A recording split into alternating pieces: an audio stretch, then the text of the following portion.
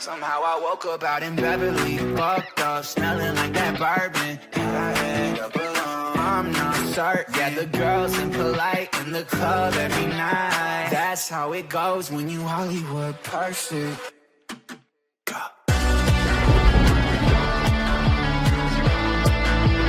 Hollywood perfect. Wagwan people, Lumanny here, back again with another episode of the Aston Villa save here on my channel. We are wasting absolutely no time once again in this episode, and we are hopping straight into Europa League action up against Lyon this time out. I believe it's the quarters? Is it the quarterfinals? Round of 16? Something around there. But yeah, a little bit of a tough one to start this without going away to Lyon. Obviously Lyon in the past couple of years haven't been the team that they once were, the powerhouse that they once were, but we do have a former player returning here, Diego Carlos, back five as well on a rainy day. So the minute I saw the conditions and I saw the formation, I was like, god damn it, this is going to be one of those games where we just have to grind it out and hope that we can hit them or slip the ball through. I really struggle with rainy days on this iteration of the game.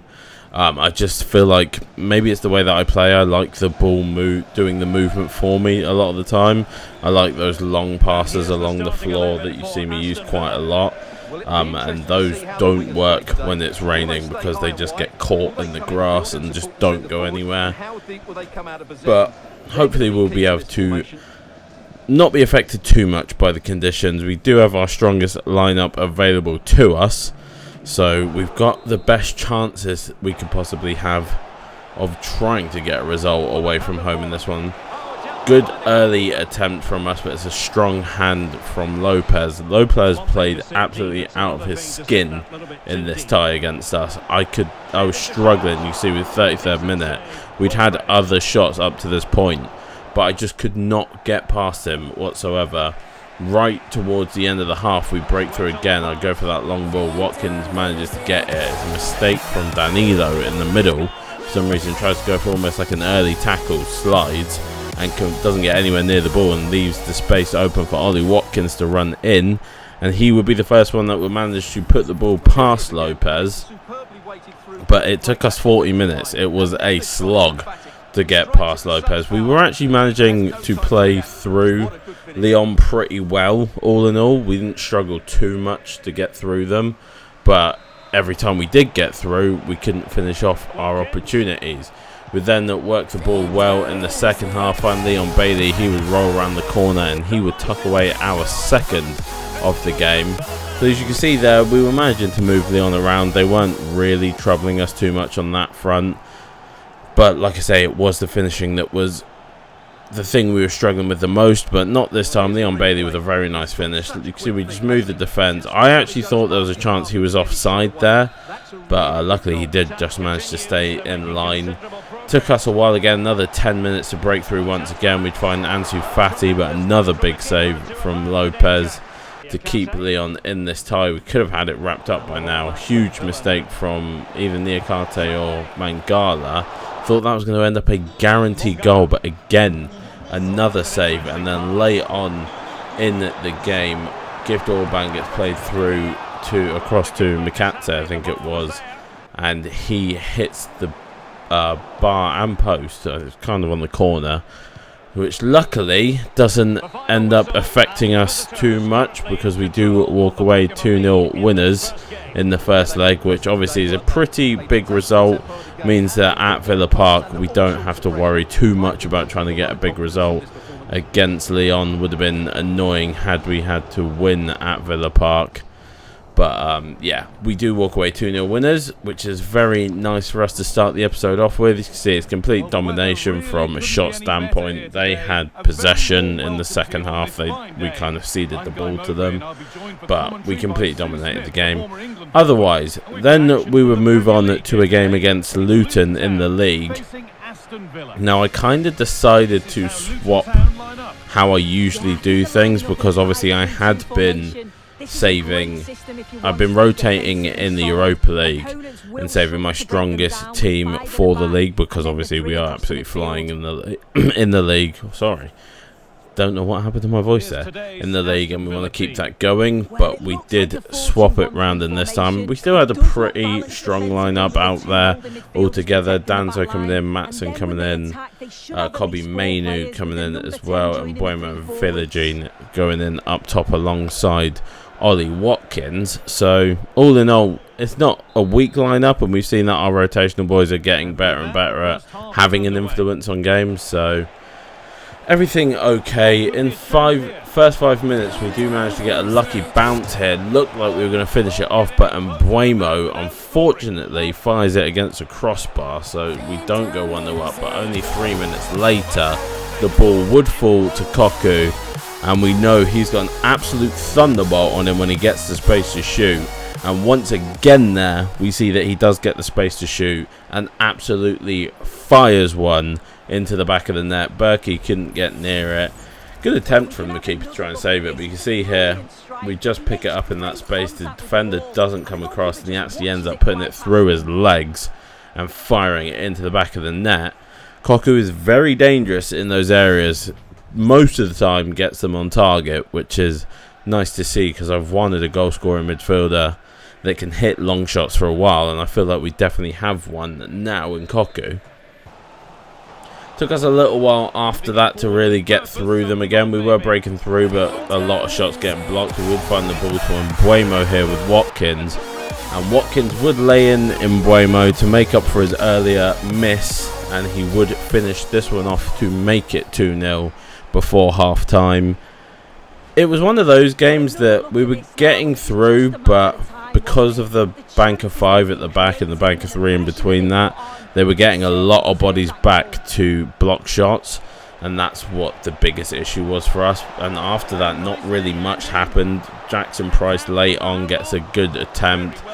I think it was Hatate actually picks it up off of the deflection from the keeper's save, but Berkey makes a very good save at his near post after that to keep it at 2-0. But we would walk away 2-0 winners, another 3 points in the league, which is very impressive for us. We are on an incredible run right now in the league, and I'm hoping it means that sooner rather than later we will be crowned champions. You can see here absolute domination of the game, possession wise and shots wise. Massive lead at the top of the table now, a huge 23 points for us, so absolutely flying. The league is looking to be pretty much wrapped up by us, bar a complete fall apart. Emi Martinez performing very well. We do then get an offer in from Monaco for Matty Cash, and Matty Cash is a player that I would negotiate for. How I was looking for a bit more than just a valuation bid that they came in for. I wanted to go for around 30, just above 30 I think I went for. Oh no, I did go for exactly 30 in the end. However, they wouldn't negotiate on that, so that would be the end of that, and we would move in to the second leg of the Europa League up against Lyon. We knew coming into this one that we didn't really need anything. We didn't even really need to score, to be honest. We could just sit in and see this one out, but obviously, you know, with me and how I like to play the game, I was always going to go and try and attack. I did decide that we were going to stick with our strongest lineup. I didn't want to underestimate Lyon at all. I thought they deserve the respect to be at this point of us putting out a strong team and trying to go for them, so that's exactly what I did. They played a pretty similar team, besides from Iñaki Williams starting this one and Ferreira coming in from Niakate. I think it was basically the only changes for Lyon in this one, but obviously I was feeling quite confident with the 2-0 lead that we already have in the tie. I was pretty certain that we would be able to see this one out if we could just play our football.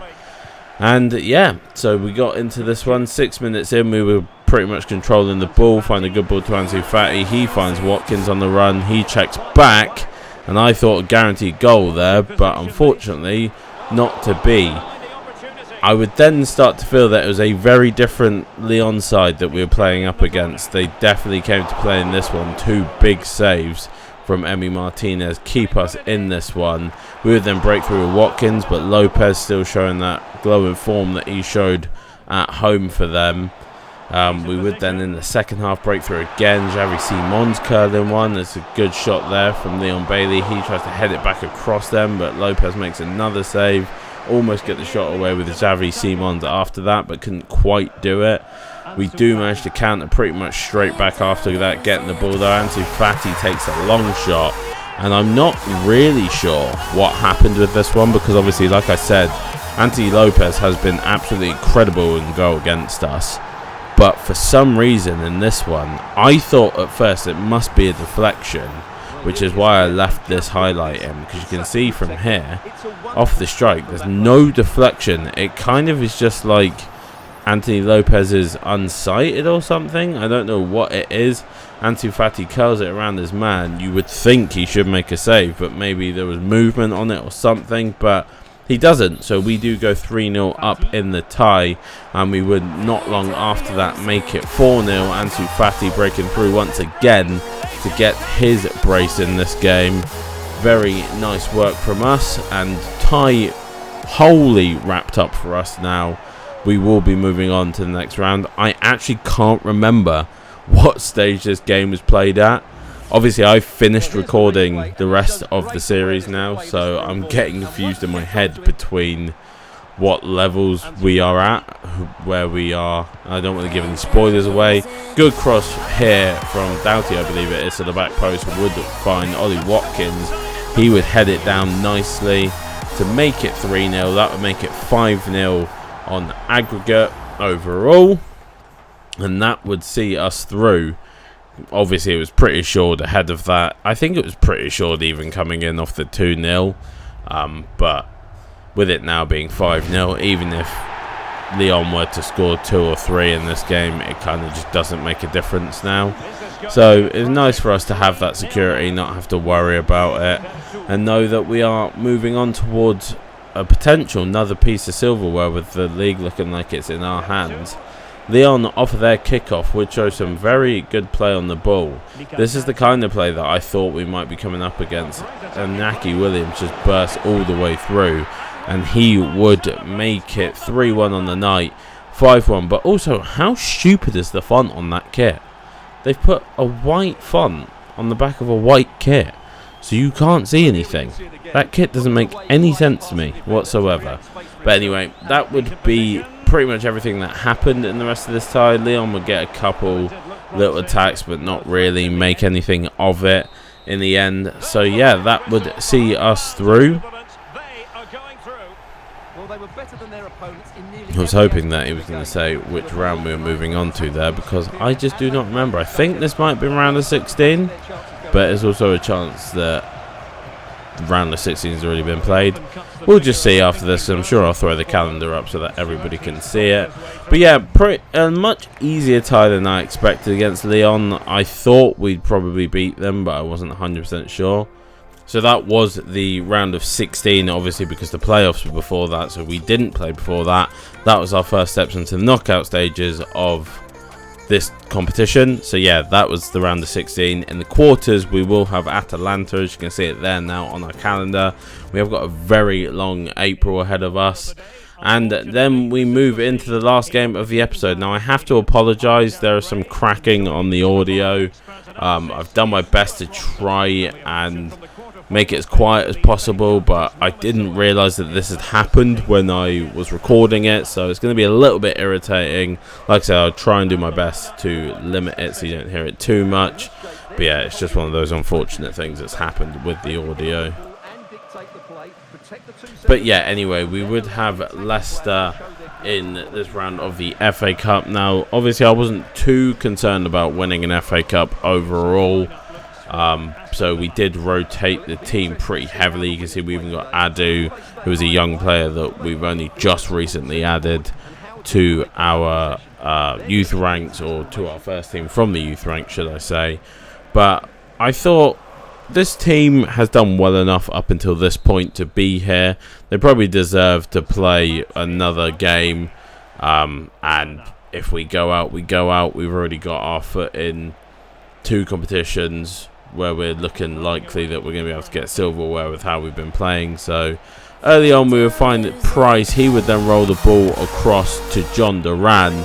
John Duran on the spin would manage to fire one into the back of the net to make it 1-0. It was easier than I expected to attack down that way. You can see we kind of got, I think it was Dodo, we got in behind there with Matson. He would then find it across, and this shot I don't know where Sandler's going. He just completely leaves the door open for John Duran to take the shot, so we're not going to say no, are we? Leicester would then attack. We would intercept with Manu, but it would fall back across a couple blocks. We would eventually get it with Adu. He would send it down to wing, finding Mbuemo. Cross to Onana, switching it to the other side where Ian Matson can take over with a bit of pace. It was an actual chip ball that was meant for Duran, but it fall to Price. He would roll it into Rayo Hatate, and Rayo Hatate, who has been very reliable as a rotational cam at the moment, player that I've kind of refound my love for. Not that I ever didn't like Rayo, but he just kind of fell by the wayside a little bit. Obviously with Xavi Simons coming in, trying to make things work with Morgan Rogers, but Rayo Hatate with a very nice finish there on the first time hit as well into the corner would give us a comfortable 2-0 lead up over Leicester. So we were feeling pretty good about this one, to be honest. It would then be in the 58th minute that Leicester would start to come forward. We would intercept, and Matson would look to go forward with the ball. Bissek picking it up here. He'd find Stanisic, kind of taking things slowly. Back into the path of Bissek. Kind of trying to look for the space here. I went for a very stupid ball that locked onto Jackson Price. It was a good move from Fatawu there to get the space, and then he would tuck it past Kaminsky to get Leicester back into this game in the 61st minute. And obviously, as you could probably tell, at this point my hands started sweating quite a lot because I was smelling a comeback in the waters. Leicester then would get somewhat of a second wind, and they would start finding the ball to Fatawu quite a lot. Bissek there with a great tackle in the 89th, and then tries to switch it, but Oliver Skip intercepts. He finds it El Canouse.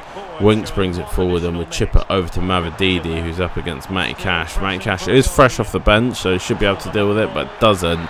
Luckily, the cross curls into the path of Kaminsky, who would claim it above the man that was sitting near post, and that would see us continuing on our FA Cup journey. So it's kind of now getting to that point where it's like, we might actually have to start taking this competition seriously.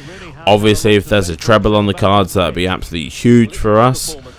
I think out of the three competitions, I'm still prioritising the league, but obviously we know now with how our league form is that we've got a very good chance of continuing on in the league. But yeah, as you can see, we've got a very busy April ahead of us, I think it is. Was it April? Maybe it was May? I don't remember. I think it was April. There's a lot of games to play in there and some big games as well to take steps towards the league. We would have a youth scout update to finish this one off. We would release a couple of unsettled players that I was going to let hang around for a bit, but in the end I decided to change my mind and just let them go on. We get some decent potential guys. I don't think we got any absolutely mad ones this time round. Got a couple of them that looked decent enough, but obviously we're coming towards the end of our scouting now as we're getting closer to the end of the season. We can have Daniel Riveros here, who's a 65, Yeboah's 64, but Yeboah's potential and Munoz's potential are only 84 at the moment, so if they are to drop any lower, they'll probably be getting moved out of the youth ranks sooner rather than later for somebody else. We've got a lot of very good looking prospects, but none of them have got anywhere near first team quality yet. But yeah, that's going to be the end of this one. Please like, subscribe, turn the notification bell to get notified when the next episode is available to you, and I hope to see you in it. Peace.